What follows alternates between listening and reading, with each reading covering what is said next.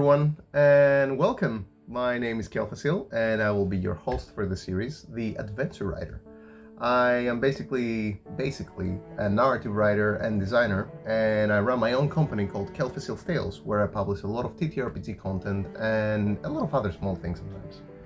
So, I need to make a quick disclaimer, of course, before we continue. I do not claim to be the absolute expert in narrative design or anything alike. I do have a lot of experience. I do work on the subject daily and professionally, and I have talked about this a lot of times on my Twitch channel, and people seem to enjoy it. So I figured, hey, why not? Let's actually do something with that, you know? Let's make like a proper series where we talk about it in a more structured manner, so that people can come back to this and actually enjoy it. And so here we are. So anyway, before we continue, I do have to also say that this video is meant for anybody that is playing TTRPGs, and I think that both DMs and players can actually enjoy this, because you would think that DMs would be the only ones that would have an interest in this, but I think that players watching this kind of material can actually get a lot out of it too. For example, if you understand how certain adventures are made or how media is basically prepared for you to enjoy it, then you might have a better understanding. You might do something more interesting with your character next time you play an actual adventure. And you might actually know a few tricks of how it was made, which makes it even cooler, right? It's sometimes not knowing the magic behind the actual thing, behind the trick that you're experiencing is cool. Yes, I do get that. But at the same time, knowing a few of these things I feel can go a long way into enjoying something. And it might even inspire you to actually pick it up yourself and actually try making something yourself too. I'm not saying about actually making an adventure, but even actually DMing. You might have never thought about it before, and watching some of these videos might make you feel like that. But anyway, that was a very long intro. Let's get right into it. So today we're going to talk about one of my latest adventures that I made in collaboration with Venatus Maps and Dusky Cat, who is, by the way, the video editor as well, who takes all of these videos and puts them together. Thank you, Dusky. And we're going to be talking about the Mind Prison. The Mind Prison, just a quick explanation of what's going on. Oh, by the way, there's going to be some spoilers, so obviously if you want to play the adventure as a player, maybe you should avoid watching this video, you know, like, don't ruin it. At the same time, I'm trying not to like go too much into the nitty-gritty of like the story itself, so you can still like, you know, you need to read it yourself to actually get the very details of it. Nonetheless, I'm going to explain some of my design approaches, some of my ideas behind it, and why I made certain parts of it the way that I did. So the Mind Prison is basically an adventure of exploration and a lot of puzzle solving, I would say, where the players basically find an island or are sent to an island, depends on the adventure hook, and they explore it, and they find out a prisoner that, as the adventure blurb says, like, you know, the marketing prompt for it, a prisoner unlike any other that tests the minds of the adventurers. So the idea behind this was to basically make something that would bring the players into a different environment. It would force them to work in a way that they wouldn't if they didn't have that. Now, what do I mean? If you're exploring something, in many cases it is very interesting to go around and see new things, find, you know, little objects, find, like, you know, pieces of lore here and there that you find interesting. You might connect it to things that are part of your campaign. But in this case, for the Mind Prison, the main reason why you are doing all of this, as soon as you get into the Forgotten Archives, the Drowned Archives, you basically are visited in your mind by a voice, and you're teleported to a mindscape, to a dreamscape, or did I call it mindscape? I don't remember. Anyway, the important thing is that this voice manifests in your mind, and you're transported, your DM transports you into the mindscape, where basically you are seeing this woman, this like ghostly like form of a woman, who is saying she's in danger and she's trapped inside the Drowned Archives, and she's asking for your help. So you have like this kind of arts, this kind of reason all of a sudden to actually work towards solving all of these things. Because if there was nothing there, to begin with, then you wouldn't really care for exploring the Drowned Archives, would you? So the adventure is divided into 3 acts. I always like to make adventures and divide them into acts. It always goes into prologue, act 1, act 2, sometimes act 3, and then epilogue. And I do that because I find this kind of method of dividing the adventure to be very effective and very useful for DMs when they're running the adventure. It of course comes from the classic technique of writing novels, and you will find a lot of very successful writers that talk about this, and I've learned that from them, to be honest.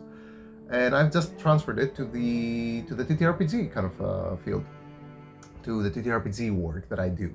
And I find that the acts really help, because if you have to stop the adventure at some point, then as a DM, you can actually stop it at a point where you know something else interesting is going to start or happen next time you start another session. Now this helps a lot because, for example, the Mind Prison is actually, I think, a 5 to 6 hours worth adventure.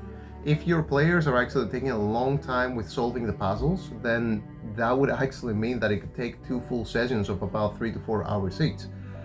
You know, if you factor in all of the encounters as well, and the fact that there's a lot to explore, and if you're adjusting the adventure to be part of your campaign and you add a lot of lore with like extra books and little bits of information here and there, then that could definitely take a long time.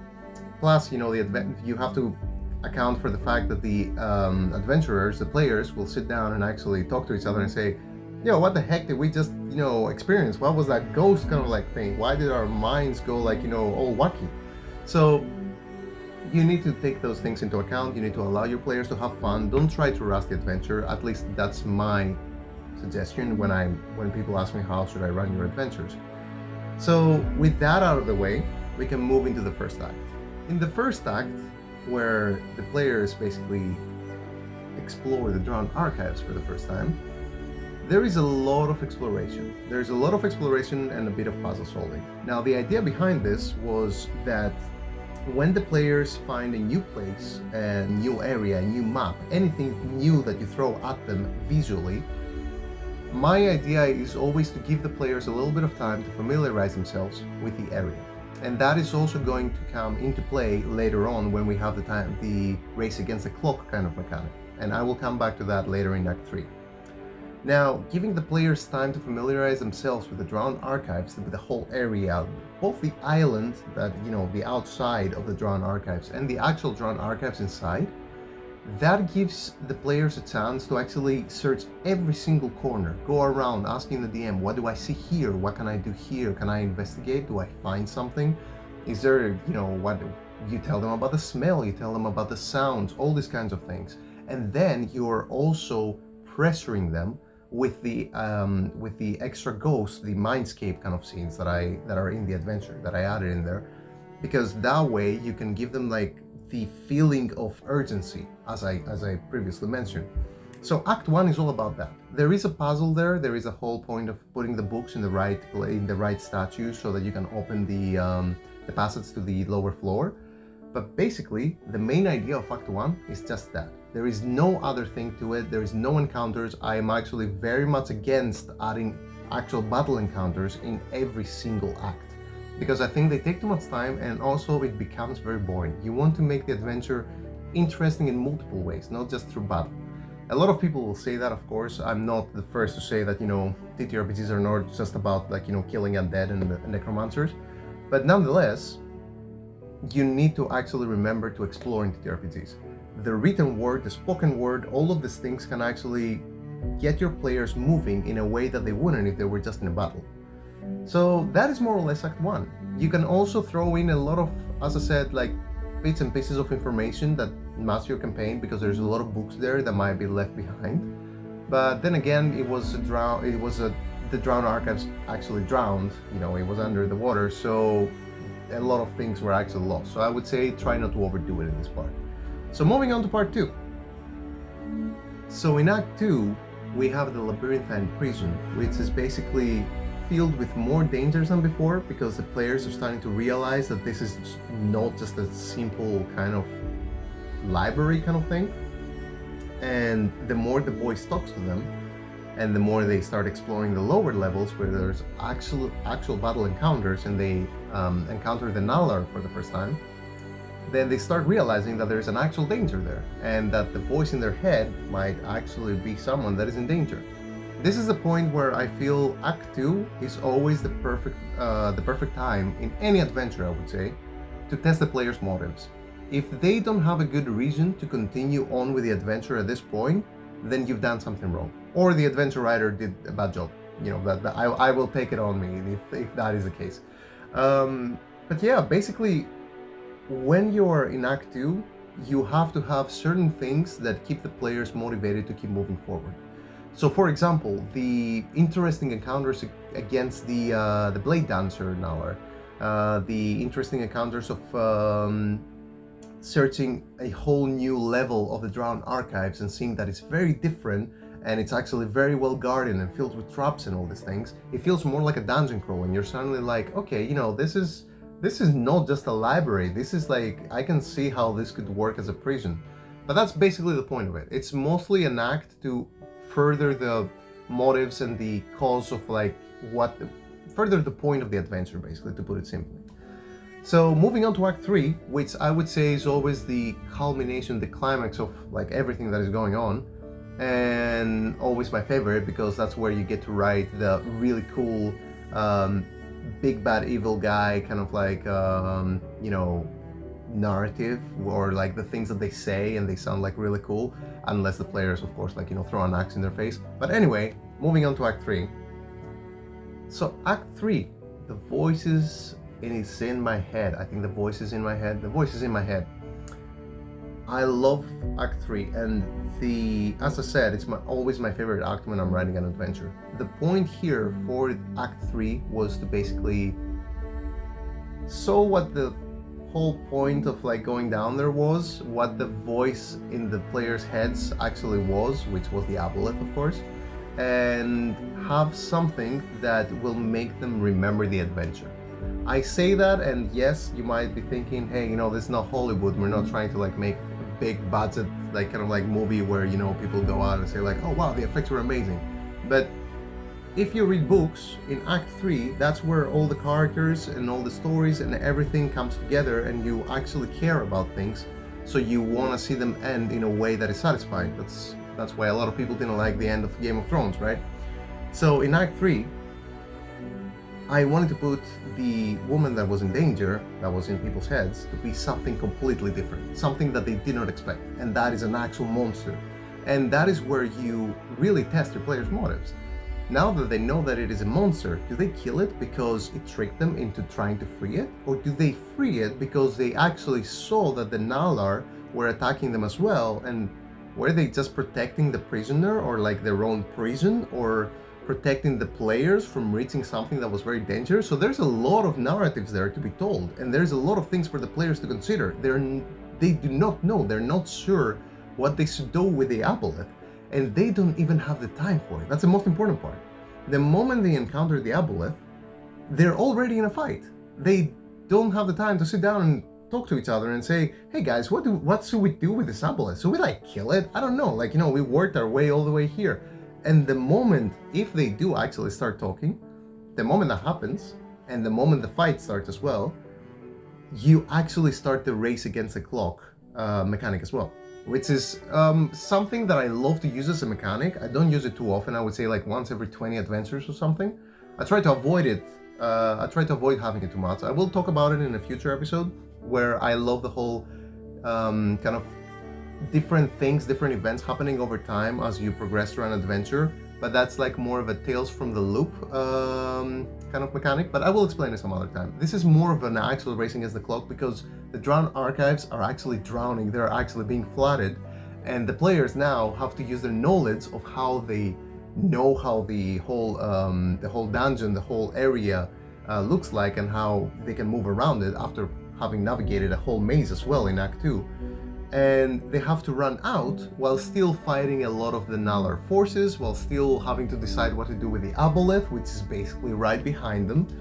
And I don't know, I just think that this was the main idea behind Act 3, and I think that it's always really cool to put pressure on the players and try to instead of having like a huge boss fight, instead of having like a very grandiose kind of like situation, like, oh, fight the big vampire and he flies to the left and right. Yes, that could be really cool. But what if you have like really tight holes and something's behind you and you don't even know if you should be helping it or killing it, or like there's so many options. And you can simplify this, of course. You can make it much simpler. You can have the aboleth be a good monster. A good doesn't have to be like, you know, a monster. It can be just an aboleth that is just misunderstood, right? But the moment that the players are out, then you can actually play the scene that is in the epilogue, where basically the aboleth thanks them and says maybe they will meet again. And that is more or less the mind prison. That is the idea behind it. I hope that helped. I hope you enjoyed my whole explanation behind everything. That is all that I have for you today. I hope that you enjoyed this this whole dissection of my own adventure and the mechanics and the ideas that went behind it. And there is a lot more to say about each and every part of the adventure and the ideas that went into it and how it all started, of course. Sometimes it's much simpler than it seems. Like, for example, Act 2, I saw the labyrinth and I was like, okay, you know, this could be really cool. We could actually add something here. It is important to remember that I do write a lot of adventures based on the inspiration that I take from the art itself. And in this case, the fantastic maps made by Venatus Maps were actually already prepared because they're maps that he made way long ago in the past. And in many cases, I actually work with art and, for example, map artwork that is already that already exists. But there are many other cases where Venatus Maps, for example, once again, makes them to my specifications, which is really cool. And we're gonna talk about that again in the future, where how we can actually implement really cool things in dungeons and have like environment effects and other things really affect the fights and the other things that we have. But yeah, that was more or less it. I hope you enjoyed it. Don't forget to like and subscribe. I can't believe I'm saying this for the first time in my life. This is very exciting. You can find me on my socials, Instagram, Twitter, Facebook, anywhere. Just write Kelfecil in Google, you'll find me. And yeah, that's pretty much it. If you want to support this content and all the other things that I do, don't forget to check out my Patreon. A huge thanks again to all of my patrons who make this possible. I would not be doing any of these fantastic things if it wasn't for you and your support. I really appreciate it.